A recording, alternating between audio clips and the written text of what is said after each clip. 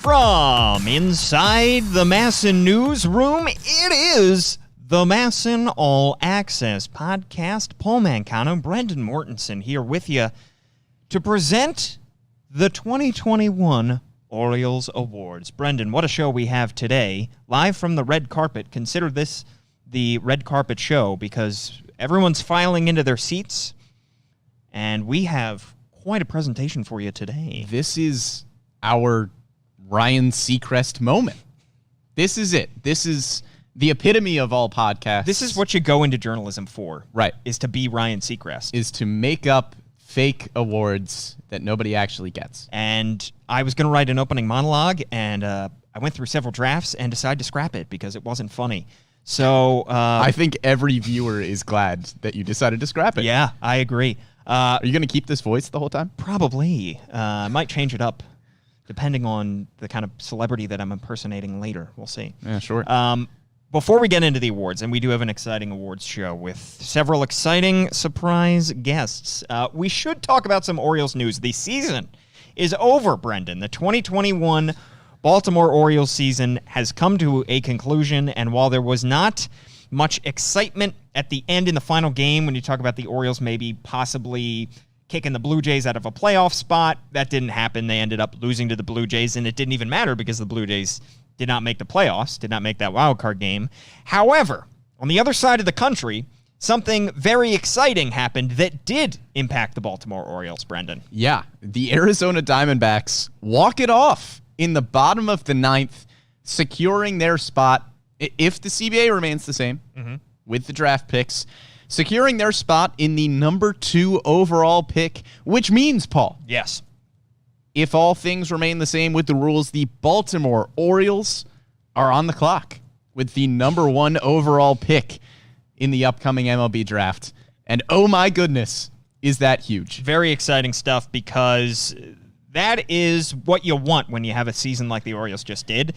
At least you can say you have the number 1 overall pick. Objectively better than the second one. So the Diamondbacks and the Orioles finished with the same record. And so in that case, the tiebreaker goes to last year's record. Well, guess what? They finished with the same record last year, but the Orioles had the worst record in 2019. So it just keeps going backwards and backwards. So that's why last year the Orioles had the 5th pick, Diamondbacks had the 6th pick. This year, Orioles have the 1 pick, Diamondbacks have the number 2 pick. Yeah, and it's a fun position to be in. I know no team wants to keep selecting number 1 overall year after year after year, but if you're going to select high in the draft, the number 1 overall pick is the place you want to be. Yeah. And it's an exciting spot to be in going into the offseason as well, because it sounds like this offseason might be one where the Orioles start to make some more competitive signings and try to win some more games in 2022 than they've won in previous years. So you combine that with the fact that they will also have the number 1 overall pick, could make for a pretty exciting offseason leading up to the year. And it does come, of course, with the caveats that, 1, the CBA, the new collective bargaining agreement, that is going to be renegotiated and will be decided upon on December 1st. And that could change the rules in terms of who gets the number 1 overall pick and whether there will be any kind of new machinations with the draft process. We don't know yet. We assume for right now that it's going to stay the same and that the best pick goes to the team with the worst record, and that there's no lottery system, which is certainly a possibility that they could implement next year. Could be something that they add into the fold, but they say we're going to wait until 2023 because we already have the records. We'll see. So that's a caveat, and then we don't know when the draft is. That's the other thing. Right. They haven't announced a date for next year's draft. This past year it was in July, which was the latest it's ever been. I think a lot of teams and players liked that when it was, because it was after the College World Series ended, and it gave players a lot of time to decide when they were going to sign, if they were going to sign. They weren't distracted while they were playing in Omaha, that kind of thing. So we'll see how that all shakes out, but for right now, the Orioles have the number 1 pick, and it's an exciting place to be in. And I know, Brendan, you've had your eyes on a high school outfielder named Elijah Green, but could go to really anybody. The pick is not decided by any stretch. It's a long way away. I mean, if you asked anybody at this time last year who the number 1 overall pick was going to be in the upcoming MLB draft, it would have been a slam dunk that it was Kumar Rocker, and we all know how that turned out. Yeah. So Elijah Green is the name that's getting floated around right now. I think he is a fantastic prospect, and he is probably worthy of the number 1 overall pick if he continues on his trajectory towards the 2022 MLB draft. Some other names to look at, Brooks Lee, a switch-hitting shortstop out of Cal Poly that could have been a top 5 pick a few years ago had he not gone to college. Jace Jung, the younger brother of a former first-round pick by the Texas Rangers, another Jung brother. He's a second baseman. He is a power hitter. Second baseman, I don't think, has ever gone number 1 overall, so those are the 3 names if you want to be very early looking at your 2022 MLB draft. But again, very exciting that the Orioles have the number 1 overall pick. It would be exciting to get a second baseman. I think they could really realistically take just about, or we're not going to talk about it now, but they could realistically take any position. Pitcher, they could go any position. They could really feel like that's the benefit of having number 1 pick. You got to take the best player available at the best price. Yep. So that's an exciting place to be in. Other news that we should get to, though, Brendan, and that would be the news that came out yesterday. Rock Kabako, along with other reporters, reporting that the Orioles are making some changes to their coaching staff. Don Long will no longer be the hitting coach. They're replacing him in 2022. And assistant hitting coach Jose Hernandez will switch to a different role. That's probably due to the fact that whatever new hitting coach is going to come in is going to probably have the flexibility to hire his own assistant hitting coach. So they want to keep Jose Hernandez on the staff, but they can reassign him to another job. This was slightly surprising because we talked about there being changes. There are usually changes to coaching staffs, whether they are minor or major. Every offseason, almost every team around baseball makes some changes to their coaching staffs as the musical chairs go around. But we thought if there was going to be a change, it might come on the pitching side. This is slightly surprising because the hitting wasn't the real issue with the 2021 Orioles. No, and you saw some really good hitting performances from the younger Orioles, which was kind of the important thing going into the season that everybody was looking at. Obviously, Cedric Mullins took huge leaps and bounds forward on the hitting side. Austin Hayes was a more consistent hitter than people thought he would be, and Ryan Mountcastle had a pretty good year at the dish as well. And those are pretty much the 3 young guys that you were looking at and hoping that they would develop hitting-wise, and they did. I suppose if you're the Orioles, you're probably looking at the other guys on the roster that are not at the same talent level as some of these former top prospects in the Orioles system and saying, okay, these guys didn't really hit this year. The top prospects, the former top prospects, were hitting well, and that was expected, but the other guys in the lineup were not really performing. So maybe that was what led to this move. I think also a reason that we could say it was unexpected was this guy was hired at the same offseason that Brandon Hyde was. So he was there. It's not like he was a replacement in 2020 or in 2021. He came in with Brandon Hyde. So maybe the expectation was that he was going to be with him for a while. It wasn't all good, like you said, on the hitting side. They were 23rd in baseball in OPS this year. They were 26th in on-base percentage and 17th in homers. So they weren't fantastic by any stretch. They weren't even above league average by any stretch. But considering the talent in the lineup, that's probably to be expected. Right. But you did see some regressions. I mean, Anthony Santander, I think you could say he was dealing with injuries, of course, but he regressed slightly. And then outside of the M's, the Mancini, the Mountcastle, the Mullins, there just wasn't quite enough offensive production. Yeah, really the only other hitter that I can think of that overperformed this year was probably Ramon Urias. Right. But other than that, there were some other guys that just really didn't hit too well throughout the entire season. How much of that can you put on Don Long versus how much of that is just the talent level of the guys on the roster? You can be the judge of that, I suppose. But. Yeah. And another move that was made not at the major league level, but at the minor league level. This one was slightly more expected, and that would be that Gary Kendall is out as the AAA Norfolk Tides manager and likely replacement. We haven't had it confirmed yet, but Buck Britton, the AA Bowie manager, is likely to move up another rung. So the Norfolk Tides did not have a great season, both record-wise and prospect-wise. Record-wise, they finished with a 52-78 record. I think they were the only one of the 4 affiliates in the Orioles system who had a full season, not including Florida Complex League, that finished below 500. And then you look at what Buck Britton did at Bowie, 73-47, took him to the AA Northeast Championship Series for the second time in 3 years, for the second consecutive season, because they didn't have a season in 2020. Took them to the Eastern League Championship Series back in 2019, took them to the Championship Series this year. Buck Britton's been doing outstanding things, and AAA Norfolk was a difficult spot for a lot of prospects. We saw guys like Dean Kramer, guys like Zach Lowther, even Kevin Smith, Kyle Bradish, Yusniel Diaz, Rylan Bannon, a lot of top prospects in this system mashed or did very well, pitched very well in AA. They got to AAA, and they took steps backwards in 2021. Yeah, and it's expected that you will take a step back when you go from AA to AAA because the talent is better. It's a big jump from AA to AAA, but I think we would both say that the steps back we saw from a lot of these guys was bigger than it should have been. It was bigger than the talent gap between AA and AAA. And I will say, I think Buck Britton had a ton of talent to work with. You mentioned some of the top prospects that were in AAA. Buck Britton got to work with some of just the best prospects in baseball, period.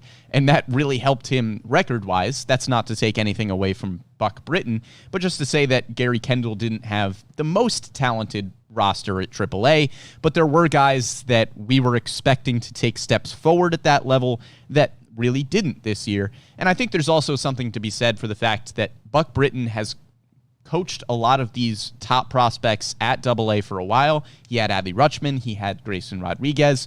I think it's fair to say, okay, maybe you just want Buck Britton to move up with these guys, to continue to develop with them because he's had so much experience coaching them at AA.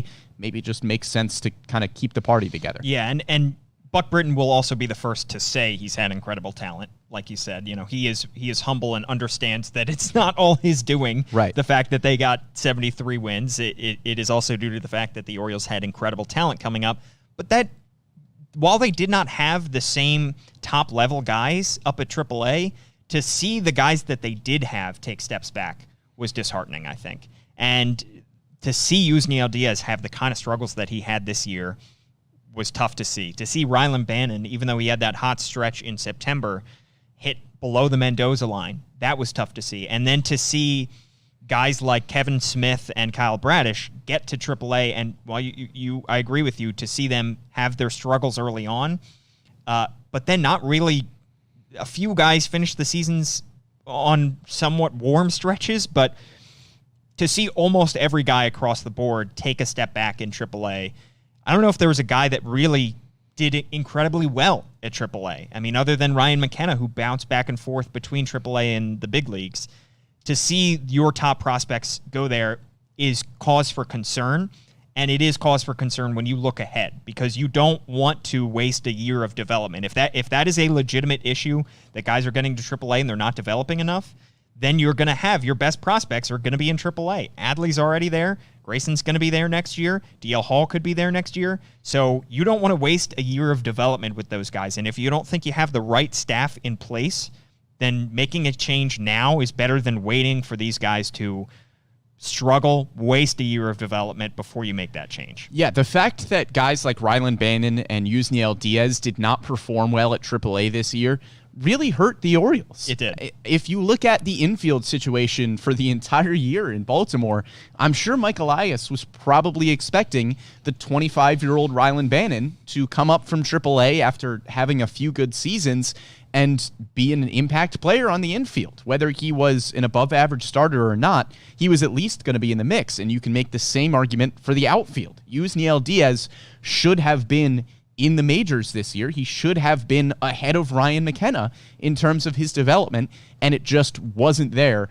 And the Orioles were, I'm not going to say they were able to weather the storm with those guys. Yusniel Diaz and Rylan Bannon weren't going to make this team a whole lot better, but the Orioles cannot afford to have guys like Adley Rutschman, Grayson Rodriguez. I'm not saying they will, but they cannot afford to have them go to AAA and really struggle. Yeah. The Orioles need these guys to continue to develop. They could weather the storm if a Rylan Bannon or a Yusniel Diaz doesn't work out. But if Adley Rutschman, Grayson Rodriguez, some of these top guys go to AAA and kind of stall out there, as we've seen with a few prospects, that's not gonna work. The Orioles cannot afford to have that happen. And I'll take it a step further, and this may be going too far. Let me know if it is. But you could say that there were legitimate questions about guys who came up from AAA being prepared enough to succeed early on, because almost everybody that we saw, especially on the pitching side, who made their debuts in 2021 were not 100% ready. Zach Lowther, Mike Baumann, Alexander Wells even. Now, those guys finished the seasons well. All three of those guys had a good final start or a good final appearance, and they seemed to be getting their feet under them. But when they first made their big league debuts this year, they didn't seem ready to go. And that's probably part of that. A huge part of that is due to the fact that you're going from AAA to the big leagues. That is the biggest step you're ever going to make in your professional career. However, for all of those guys, similar to AAA, for all of those guys for all of them to struggle in Baltimore immediately, you could raise some legitimate questions. And reading between the lines, to me, that could be another big reason why they decided to make this change. Yeah, I think it's fair to raise those questions rather than draw conclusions. Right. Because it's a very nuanced conversation in terms of, the talent jumps are probably bigger from AA to AAA, and then it gets bigger from AAA to the majors, and it is hard to make major league caliber players. It's hard to develop prospects, but I think it is absolutely fair to at least raise the questions about what has been going on in AAA and why prospects seem to have gone from Bowie to Norfolk and kind of stalled out. Yeah, correlation does not equal causation, but the Orioles have now had 3 seasons of Gary Kendall, 2020 being he was at the alternate site, not managing a club. So they have had a significant sample size of data to analyze this and try to determine what the problem here is. Yeah, and there wasn't really anybody at AAA this year that was banging the door down to go to the majors, aside from Ryan McKenna, who had been back and forth for the entire year, so I won't even really count him in that conversation. I mean, Jahmai Jones was pretty good, but then his production fell off in the second half. Right, but I think both of us expected Jahmai Jones to be better at AAA than he was. Right. So there really wasn't anybody that was so good at AAA that you had to call them up to the majors. Yeah. It seemed like a lot of prospects that were getting called up were guys out of necessity. Yeah. I mean, you were calling up Zach Lowther and Alexander Wells not because their AAA Norfolk numbers were very good, but because you just needed arms. And like you said, it's not like a Yusniel Diaz or Rylan Bannon would change the win-loss record of the Orioles, but it would have given Brendan Hyde some much-needed depth. And we could have seen better, more exciting performances from young guys had they been ready to make their debuts, and they just weren't this year. All right.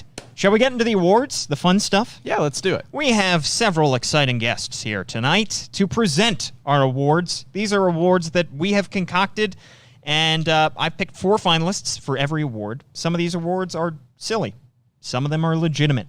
So I have given the latitude to the presenter of deciding the winner of these awards. However, it was a collaborative process in terms of picking the finalists. And in a lot of these cases, I think you'll agree that the finalists were pretty clear-cut. Yeah, and the winner in a lot of them is also incredibly obvious for some of the categories. Yeah, some of them were tighter races. Yeah. We'll get into it. Brendan, first and foremost, I had one that I wanted to get into. This is Best Short-Lived Storyline, our first award of the night. And we didn't pick a presenter for this because I thought this was a fun little one for us as the podcast hosts.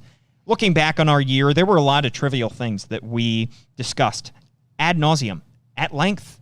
And we thought were going to be very serious issues or very serious discussions throughout the course of the season, and they just weren't. And they just fell flat. And here are our finalists for Best Short-Lived Storyline. Felix Hernandez's quest for 200 wins and 3,000 strikeouts. Rio Ruiz's Gold Glove caliber defense at second base. Ryan Mountcastle's struggles in left field defensively. And is Tyler Wells better served as a starter? Wow.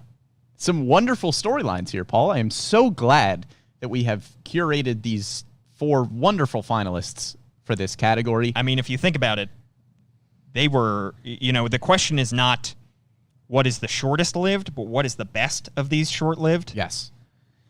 Before I announce the winner, what is your favorite? My favorite, I don't even know if this is particularly close for my favorite. My favorite is Felix Hernandez and his quest for 200 wins and 3,000 strikeouts. I remember it like it was yesterday, Paul. We talked about Felix Hernandez on this very podcast. And we went on and on about, is Felix Hernandez a Hall of Famer? What stats will he have to put up this season in the Baltimore Orioles rotation for him to make the Hall of Fame? Is he going to hit specific milestones that could bring him to this precipice of baseball? And yet, he didn't make the team. Well, we have the envelope here. It's just a paper I saw on the table. And let me read the winner. It is Felix Hernandez's quest for 200 wins and 3,000 strikeouts. Pretty clear cut. I thought, Rio Ruiz was great at second base, and so I don't want to pile on him for this by giving him an award.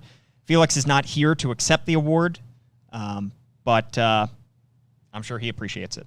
I'm sure he is not listening and also doesn't appreciate it. Somewhere he is listening to this podcast, I promise you. Somewhere Felix Hernandez is punching the air right now over getting this award. All right, next up, and we are going to have a first guest presenter for this award. Brendan, this award is for the best off-season edition. And we have 4 finalists for this. First and foremost is Freddie Galvis, the only major league deal that they handed to a free agent this offseason. They signed him for $1.5 million back in January. He hit .249 with 9 homers, had a WAR, according to Baseball Reference, of 1, and was dealt to the Phillies. Jahmai Jones, he was in a 1-for-1 deal with the L.A. Angels for I believe Alex I called it the best trade of the Mike Elias era at the time that it happened. You did. Still early, so we're just looking I'm still on that we're not boat. judging the grade or the trade here. We are just determining whether he is the best offseason acquisition. Matt Harvey, who signed a minor league deal back on February 28th. He went 6-14 with an ERA of 6.27. And finally, Tyler Wells, who was a Rule 5 pick by the Orioles last December. 44 games, he had a 4.11 ERA and 10 strikeouts per 9. And with that, we bring in Rock Kabako to announce the winner. Thank you very much. Billy Crystal, what a host. Those song and dance numbers are the best. Our next category, Best Off-Season Edition for the Orioles, and the nominees are shortstop Freddie Galvis, pitcher Matt Harvey, infielder Jahmai Jones, or reliever Tyler Wells. And the award goes to... These things are so hard to open. Renee Zellweger. Okay, that can't be right. I have the wrong envelope. I'm sorry. This is it. This is it right here. And the award goes to Rule 5 pick Tyler Wells, who became a high-leverage reliever and the team's closer. Congratulations, Tyler. Tyler couldn't be here with us. I accept this award on his behalf. I know he's honored. Thank you. Got to give it to Rock. He gets the bit. No one dives as hard into a bit as Rock does. Ooh, Kevin Brown might beg to differ. Yeah, that's true. Up until Kevin Brown sent in his award presentation, Rock had the winner for best award presentation. He did. So maybe is that going to be our own category? I think we'll add that to the very best end. award presentation. Yeah, Oh. I mean that one was pretty darn good. It was by Rock. Not as funny. Can you do a Billy Crystal? Probably not. Yeah. Not even going to attempt. The only Billy Crystal that I can do is from the Princess Bride, but you haven't seen that movie. So I haven't. You're just really missing out there. Anyway, Tyler Wells was... He's only half dead. Yeah. All right. Better than his 4.11 ERA indicated. It's also a fantastic offseason acquisition because you really expected nothing from Tyler Wells. The Orioles have not gotten much production out of past Rule 5 draft picks, and Tyler Wells seems to have pretty much cemented himself at the back end of the Orioles bullpen for high leverage situations. Yeah, good for him. I think that he was the runaway favorite here because obviously the offseason additions free agent-wise were very thin. Right. So the Orioles were hoping when they took Max Soroller and Tyler Wells that one of those guys would pan out, and it appears for now that 26-year-old Tyler Wells is at least going to make the team next year, at least going to be a fixture in that bullpen for the short term. Yeah, I'd say it's definitely a successful Rule 5 draft. The only other one, Jahmai Jones, I think he has potential for the next few years, but just didn't see enough this year to warrant best offseason addition. He could be the best addition of the offseason in a few years if he plays well and locks down second base. Could have the best career of, all these guys. Yeah. All right. Best surprise is our next award, Brendan. This goes to a player who came out of nowhere or came out of relative obscurity in order to dazzle the crowds of Baltimore and capture the imagination of young baseball fans across the country. 4 finalists for this one. A recurring finalist, Tyler Wells. Considering he was not just a Rule 5 draft pick, but the second Rule 5 draft pick by the Baltimore Orioles. He was taken in the second round, number 17 overall. Oftentimes, that guy is not going to be a good player and may not even be on your team for the entire season, but he came out of relative obscurity to make an impact. That he did. Cedric Mullins came into this season with a negative career baseball reference WAR in 115 games played, 225 career average before the 2021 season. Ramon Urias came into this season with 27 career plate appearances, all of them coming in 2020. And this year he hit 276 with 7 homers and a 776 OPS. 774, in 85 games. Pretty surprising. Pretty good. And finally, Cole Sulser, who had a 5.56 ERA in 19 games in 2020, was perhaps Brandon Hyde's most reliable bullpen piece from start to finish. So 4 guys that we were not expecting much from, and they all delivered surprise performances in 2021. That they did. And our own Melanie Newman is here to announce the winner for Best Surprise. What's up, guys? Melanie Newman, one of the broadcasters for the Baltimore Orioles, and presenting for the Best Surprise season. There were a lot for the Orioles this year. It came down to Cedric Mullins, Tyler Wells, Cole Sulser, and Ramon Urias. And congratulations, a huge one goes to Cedric Mullins this year after an absolutely outstanding performance. The first Oriole in history to reach the 30 for 30 mark. Could not be more elated to see the way that things have turned out for that surprise winner this year, Cedric Mullins. Thank you, Melanie, who may be the most hardworking, busiest person within the city limits of Baltimore. I don't know how she fulfills all the obligations that she does. It is utterly incredible. And for her to take time out of her day to shoot that video for us, very grateful. Yeah, I think it's a lot of coffee would be my best guess for Melanie Newman. She's given us the secret, and it is just a ton of coffee. But a shocking winner there with Cedric Mullins, who people have said might have had the most surprising season by an Oriole ever. Yeah. Goes 30-30. Probably.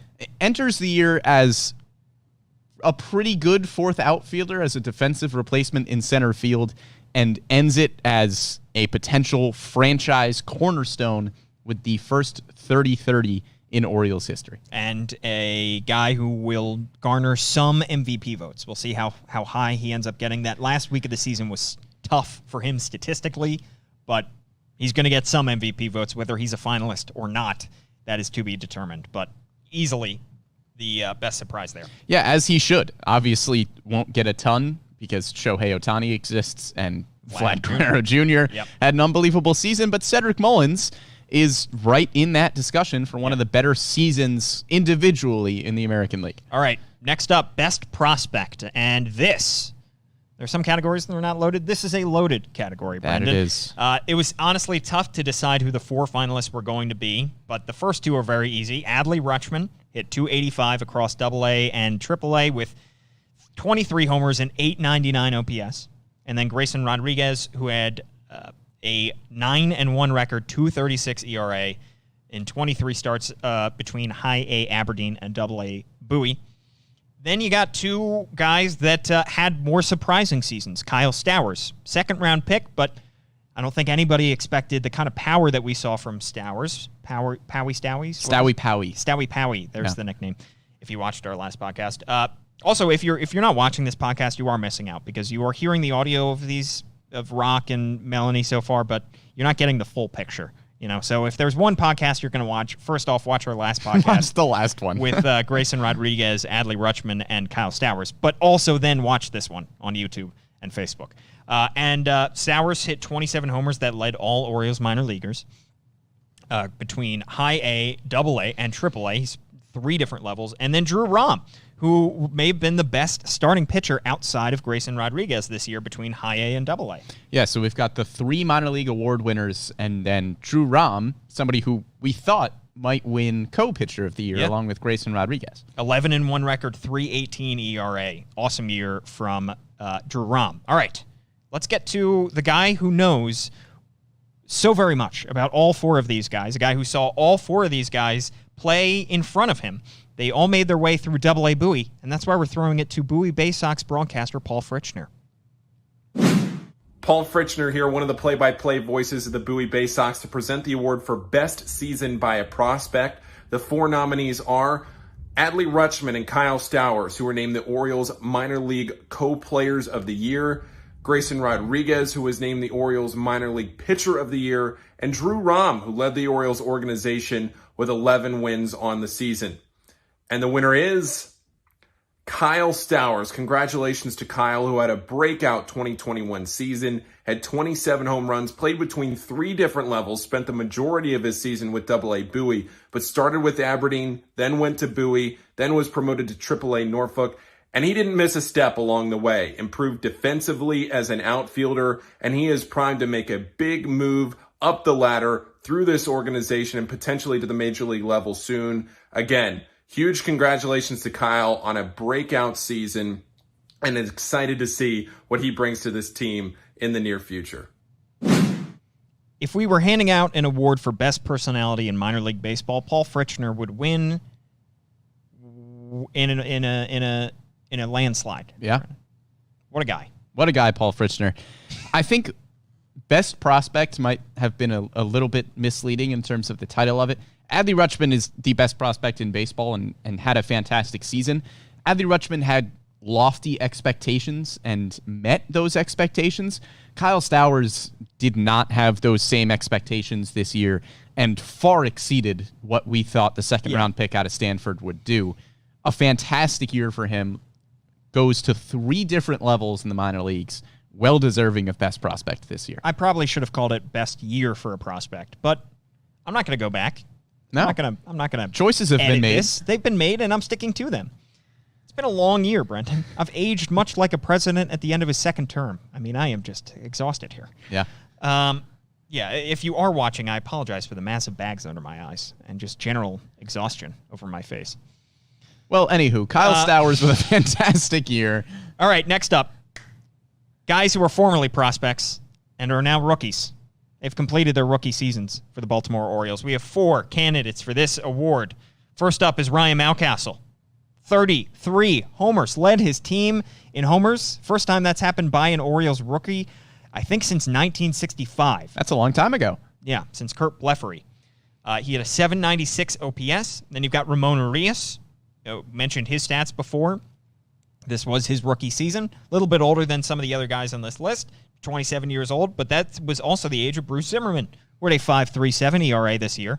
Did miss a large chunk of the season, but his performance was noteworthy, certainly. And then Tyler Wells. Already discussed what he brought to the Orioles as a Rule 5 pick. Let's throw to Kevin Brown for a very, very long award presentation here. Thanks, Paul. I'm here to announce the nominees for Best Rookie for the 2021 Orioles. I'm here to do it from the place where I will be spending most of my offseason, the kitchen. Let's see what's in here. Log Cabin Maple Syrup from, 2018. Never gets old. All right, serious business now. This year's nominees for the Orioles' Best Rookie are Ryan Mountcastle. Insert footage of Ryan hitting a tremendous home run. First Orioles rookie ever to 30. Ramon Urias. This is where you insert footage of Urias big walk-off hit, then a walk-off fielder's choice. Only Oriole with 2 walk-off plays this year. Another nominee, Tyler Wells, Rule 5 pick closer. You're going to want to insert some footage here of that game face, staring down that moxie. Tyler Wells, up at 97. First career save in the Bronx. And one more nominee, Bruce Zimmerman. And this is where you're going to want to insert the audio of Baltimore's own Ellicott City, the local kid, the lefty, getting his first big league win. Bruce Zimmerman, the Loyola Blakefield product and former Towson pitcher, gets his first major league win, his family on hand. So, once again, the nominees, Ryan Mountcastle, Ramon Urias, Tyler Wells, and Bruce Zimmerman. And the winner is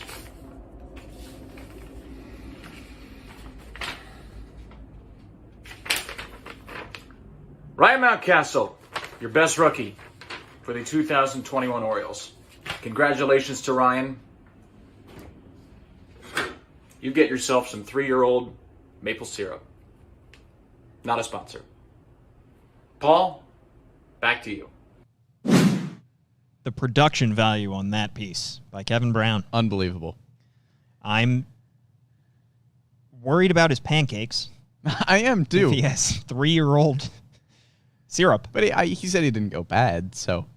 He said never goes bad, but I think he's wrong there. They put an expiration date on the bottle for a reason. You don't need to pay attention to those. It's like instruction manuals when you buy something. You don't need to pay attention to the instruction manual. Boy. What a fascinating life Kevin Brown lives. Also, we had a comment on YouTube that said this was essentially the MASN Dundies, which A, is fantastic, and we strive for that bar.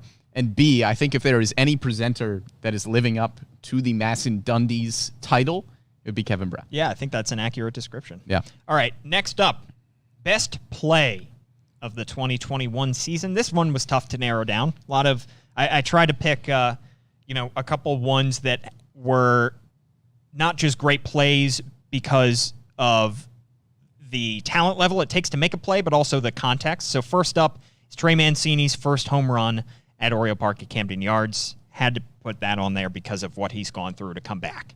Second up, Ryan Mountcastle hitting the record-breaking home run, his 29th of the season back on September 16th. First Orioles rookie ever to reach that mark. Pretty incredible.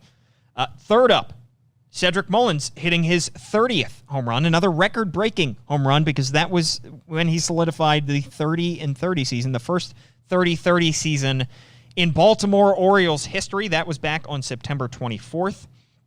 And you had to put Cedric Mullins on this list more than once, Brendan. Do you want to read our last finalist here? Yeah, the final finalist for best play, the Cedric Mullins leaping catch at the wall against the New York Yankees. He does 30-30. He hits the home runs. He steals the bases. But my goodness, does Cedric Mullins play a fantastic center field. Yeah, and if you're watching this live or going back through YouTube and Facebook, you're getting a glimpse of that unbelievable catch. I mean, that was truly one of the best catches I've ever seen at Camden Yards. I've ever seen really in a baseball game. Like, ridiculous to see the kind of extension that he got on that ball. Yeah, and it's not like he was waiting at the wall for a while either. I mean, he was pretty much full sprint, had to get there first, and then makes the play. So that play, I think, might be have taken the most talent of these four. But you also have to consider sentimental reasons and context when you include these. Yeah, it might have been the most impressive, but not the most monumental. Well, let's hear from the presenter. I'm so tired. Of the award, and that is broadcaster Jeff Arnold. Hey everybody, really excited to bring you the MASN All Access Play of the Year. Should probably come as no surprise. It is the 30th home run by Cedric Mullins, giving him the first 30-30 season in Orioles history. With all the great Orioles players that are out there, it had never been accomplished before, and Cedric's home run against the Texas Rangers on that Friday night, a moment that none of us will forget in the 2021 season. So Cedric Mullins, first ever player to a 30-30 season, and his 30th home run is the MASN All Access Play of the Year.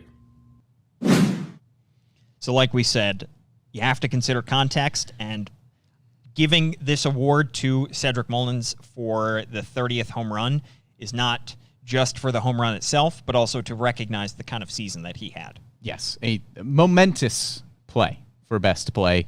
Well-deserving for Cedric Mullins. He already has the award for most surprising season.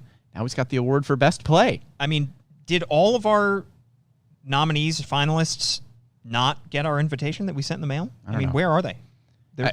I think they were a little behind on their Tux orders. We have a group of seat fillers behind us. Not a single person that actually won. They're all just lookalikes.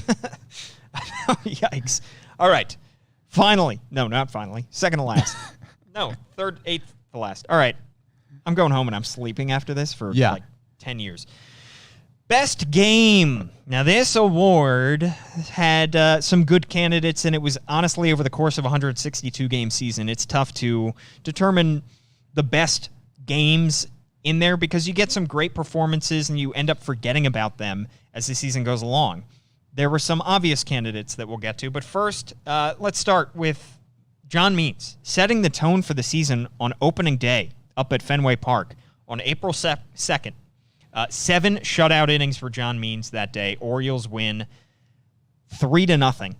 And John Means just, you're getting a glimpse of the kind of season that he's had. Yeah, that was the first game you looked at John Means and you were like, whoa. Yeah. And then there was one other John Means game that was pretty good, and that would be the no-hitter, where he struck out 12 Mariners. I mean, what a fantastic performance from John Means. He had a great year leading up to that, and obviously a no-hitter. Unbelievable. First one by a singular Oriole since Jim Palmer.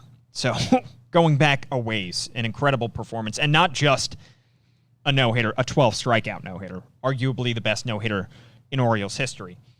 Another great game happened on August 25th. If you recall, this was the game where the Orioles snapped their second long losing streak of the season. Cedric Mullins starts off the game by going deep off Shohei Ohtani. And the Orioles fall behind in the middle innings, but they have 1 run in the 7th and 5 runs in the 8th to come back and beat the Angels. It was an exciting night at Camden Yards. Mullins delivered another key hit. Austin Hayes delivered a key hit in that game, a double down the left field line.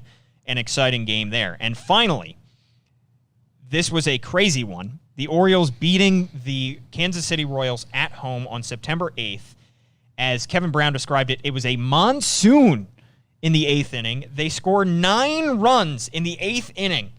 Ryan Mountcastle with the decisive blow, a 2-run homer to make it 9-5 as they beat the Royals in an utterly ridiculous finish. Yeah, despite the record for the season, still some really fun games this year. So let's throw it to Brett Hollander, who is going to announce the winner of the Best Game Award. Hello everyone, I'm Brett Hollander, and I'm here to announce the Orioles Game of the Year. And although it was a tough season at times, there are many great options to receive this very prestigious award, an annual award for Game of the Year. And the winner is, we'll go back to May the 5th, when John Means threw a no-hitter against the Seattle Mariners in Seattle, Washington. And he didn't just throw a no-hitter, it was a most dominant performance, and he left no doubt on that day. May 5, 2021, John Means, his no-hitter, your baseball Orioles Game of the Year in 2021. As exciting as those other games were, this one was a no-brainer. Yeah, an absolutely shocking selection there for Best Game of the Year is John Means' no-hitter. Like you said, first no-hitter by a singular Oriole since Jim Palmer. That'll do. John Means will show up again later. He is a finalist for other awards, Brendan. Best reliever. This one was tough to pick finalists for because you had some relievers who had great first halves, not so great second halves. You look at Paul Fry.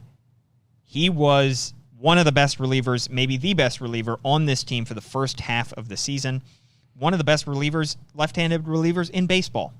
And then the kind of second half that he had put him out of consideration for this award. Finished with an ERA over 6, which is difficult to swallow for a guy that really was great for the first half. Yeah, and Tanner Scott, another one who actually is a finalist, but you can put under that same category, had a little bit better of a second half than Paul Fry. It still wasn't great, but he was fantastic in the first half of the season. And it's easy to just look at the recent games and say that Tanner Scott wasn't very good, but he was still lights out at the beginning of the year. So our finalists are Tanner Scott, who tied for the team lead with 62 appearances. He had a 5.17 ERA, struck out almost 12 per 9.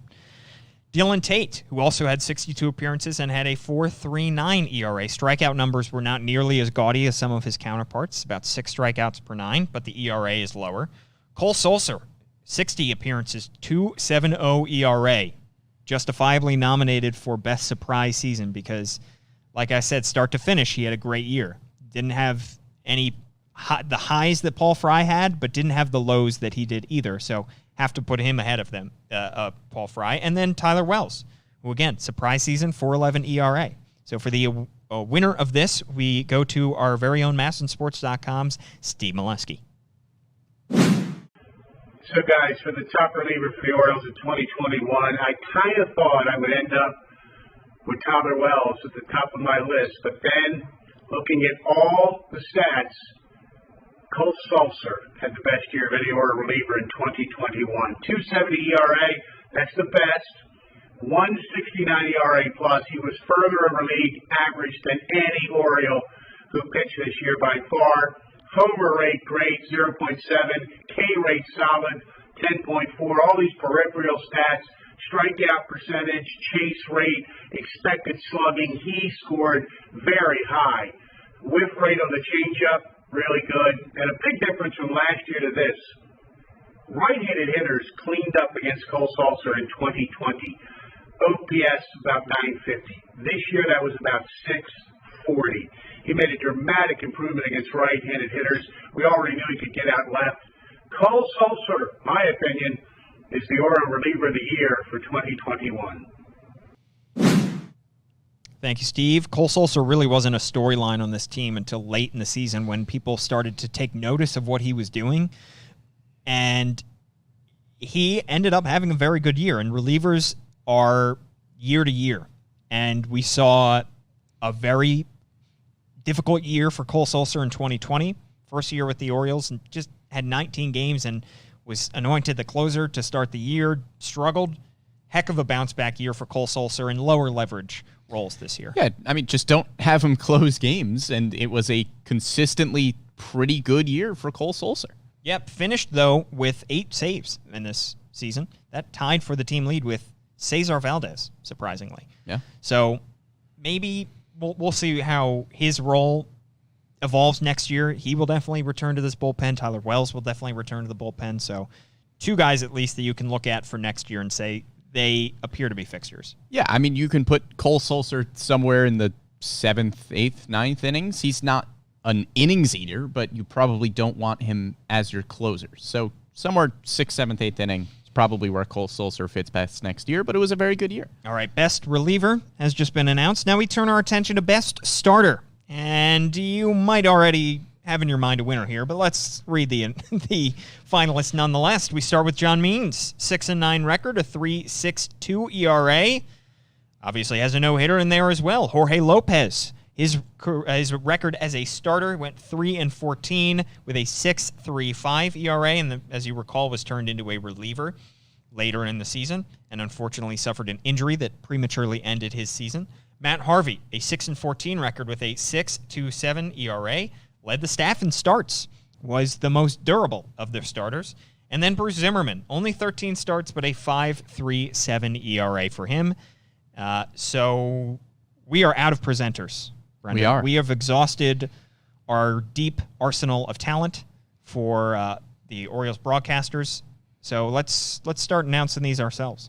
Well, before we announce the winner, I would just like to say Bruce Zimmerman's 5.37 ERA, I think he performed better than a 5.37 ERA. He just didn't have a ton of starts and got hit with a few really bad ones. Like his last start against the Red Sox really hurts his ERA. So, not really going to look at that against the Blue Jays. The final start of the year against the Blue Jays. Matt Harvey, his 6.27 ERA, not particularly good, but the Orioles did not play great defense behind him. He had a 4.59 fielder independent pitching ERA, so 4.59 is pretty good for Matt Harvey, and he ate a lot of innings for you. FIP as it's known, is, for those who don't know, it's taking away ballpark factors and defense behind you. So it's just trying to look at the pitcher performance. And Jorge Lopez was not fantastic as a starter, but it seems like Brandon Hyde and a lot of members of the organization feel that Jorge Lopez has good enough stuff to be a pretty good reliever. So Jorge Lopez, before he got injured, was good in that role. He might have found a role here with the Orioles to stick with them a little bit in the bullpen. I have the winner here. The award for best starter goes to John Means. Pretty obvious. Shocking. All right. What a year he had. Let's get to our final award of the day. What an evening it has been. Best player. Now this one, again, you may be ahead of us, but let us, please, read the finalists let us first. do the formalities. Let us do the bit. Come on. Spend a lot of time on this. We need to commit to the bit. All right. First up, all of these guys have M's for last names. So I think by default, you should add me to the list. Should be in there somewhere. Consider that, Brendan. Well, you can add me too. My last name starts with an M. Yeah, but that felt like you were excluding me. I was. That's Cedric mean. Mullins, 291 average, 30 homers, 30 stolen bases, 59 RBIs, which is incredible considering he hit leadoff with the kind of bottom half of the lineup that he often had. And a 878 OPS, 5.7 baseball reference WAR. Trey Mancini, 255 average, 21 homers, 0.8 baseball reference WAR. John Means, 3.62 ERA, as we mentioned, 8.2 Ks per 9.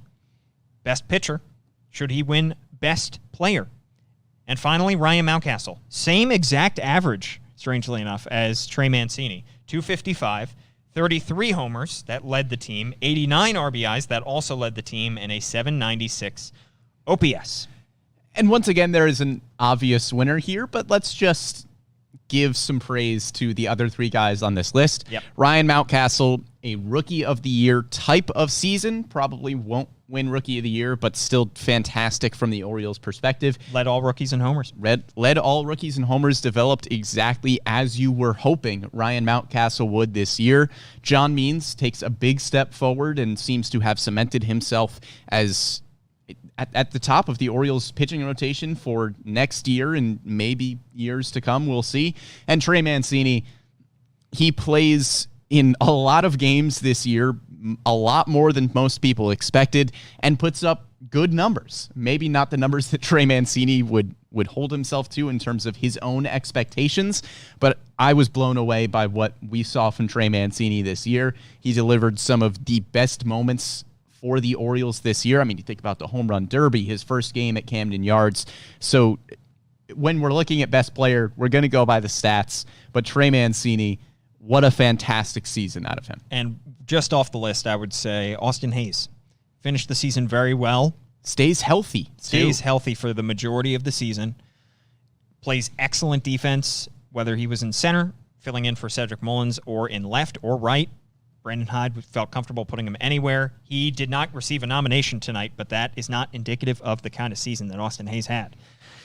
The winner of Best Player, Cedric Mullins. Good night, everybody. Thank you for tuning in for the award presentations. The last one was pretty obvious. Cedric Mullins, what a season he had. Obviously, the last week of the season was his only drought, real rough stretch of the season, his only slump. Other than that, he was the best hitter in the lineup for almost the entire season, and he played a Gold Glove caliber defense in center field. Yeah, as you said, an MVP caliber season out of Cedric Mullins. He goes 30-30, one of the best players in the American League, period. Yeah. One of the best center fielders in baseball. And like I said before, goes from maybe a solid fourth outfielder who is a good defensive replacement to a franchise centerpiece. All right, those are the 2021 Orioles awards. We're not quite done our show, Brendan. We should let the good people know what our offseason plan is. 1, it's to sleep. 2, it's to sleep more and binge shows. We are going to be doing weekly podcasts. We may miss a week or two here or there, depending on holidays, depending on getting us in the same city. Yeah, there's like Christmas and stuff. There's Christmas and stuff. But we will be doing weekly podcasts. We will try to go live as much as we can if there's breaking news as it pertains to the Orioles. And then you look ahead to the offseason in general, some key dates that I do want to throw out there, just so you throw them on your calendar. The date that the Orioles have to add players to their 40-man rosters in order to protect them from the Rule 5 draft, that's November 19th. That's going to be, for a lot of teams, not that important of a date. But for the Orioles, it's a very important date. A lot of interesting players, and we'll preview that in a few weeks to see who they will add and who they won't. Free agency, of course, starts at the very beginning of November, right after the World Series ends. I don't expect much movement early on in free agency, especially when it comes to the Orioles, because December 1st is the other big date that is looming over this offseason. That's the date that the old collective bargaining agreement expires. And if they can't reach an agreement on a new one, could reach a potential work stoppage. We don't know how long it'll last. We don't know if we'll even get one, but that will certainly impact the offseason. And then we have the winter meetings for right now scheduled for December 5th through 9th, with the Rule 5 draft coming on the last day of those winter meetings on December 9th. Again, if there is a work stoppage, I'm guessing that would be pushed back. Nobody really knows. We will be on our toes, and we will keep you updated throughout the entire offseason as we get news. Stay tuned to MASNsports.com, of course. Rockabacco and Steve Molesky will have you covered throughout the entire offseason. So we aren't going anywhere. No. Don't worry. We are sticking around. So thank you so much to everybody who tuned in to our podcast, to our shows. Met a lot of fans. It was great to be back in ballparks, going to minor league games, running into fans, meeting people. Just awesome. And looking forward to many years of that to come, because we will never take for granted again what we experienced this year, being back in the ballpark amongst fans and watching games live and in person. Yeah, being back this year after what we all went through in 2020, but especially with the baseball season, it's fantastic to have had some normalcy for a 2021 season, and it's going to be an exciting offseason for the Orioles. Yeah. A lot of big stuff coming up, potentially the number 1 overall pick, hopefully some more offseason signings and free agency. We know Mike Elias will probably see some offseason trades, so follow along. We'll have a lot of stuff to go over. We have some exciting segments, too. Another draft, like we did the all Camden Yards draft. We have another draft planned. Not sure when it's going to come, but it will. And then we have some other free agency games that we're going to play that I'm already concocting. So please stay tuned to the MASN All Access Podcast, which you can find on Spotify, SoundCloud, Apple Podcasts. Anywhere you get your podcasts, you can get the MASN All Access Podcast. Thanks to Bobby Blanco for producing a show that was jam-packed with fun guests. Thank you to all of our presenters today. I really wanted this to be, ask them to do one last favor for us, because we asked them to do a million favors for us this year and every year, but also as a thank you to them, because getting through a 162-game season, especially after the season that we had in 2020, it took a huge, huge effort, and I know I'm not the only one who is grateful to have this incredibly deep roster of talent that we had on the Orioles broadcasting side. Yeah, if you weren't familiar with any of our presenters, go give them a follow on Twitter, follow along with them. Some really bright Orioles minds. Really talented, just a great group of people as well. Not just their talent level, but awesome to work with, every single person. Yes. It couldn't be more grateful for the kind of family that we have that got us through the season. All right. Thank you for tuning in. We will be back in a week. He's at Brendan Morty on Twitter, Brendan Mortensen. I'm at Paul Mancano on Twitter. We'll see you next time.